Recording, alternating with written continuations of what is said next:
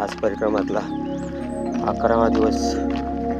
बघा नर्मदा मैया आहे. सूर्यनारायणाचं दर्शन पण झाले. आता नर्मदे हार लखनगिरी बाबा आश्रमात सोडतोय आम्ही. सकाळचे 7 वाजलेले आहे. या ठिकाणापासून आम्ही दुपारी खिरवाणी भोजन आणि संध्याकाळी मुक्काम सेमलेट या ठिकाणी राहीन. या ठिकाणी नर्मदा मैयाच्या तटावर लखनगिरी बाबांनी अनेक वर्ष अनुष्ठान केलं. हा भाग तसा या ठिकाणी परिक्रमावासियांची लूटमार व्हायची.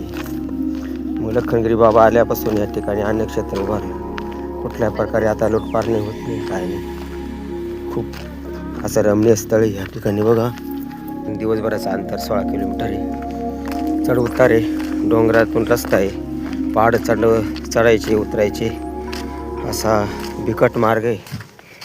बघा हर हर नर्मदे हर.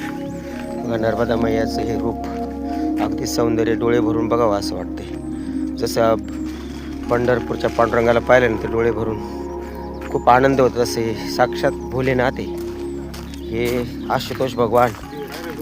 हो भगवंतच जसं काय नटलेलं आहे. बघा पहाड हे अगदी सौंदर्याने पार फुलून गेलेले. हो हर हर नर्मदे हर नर्मदे हर.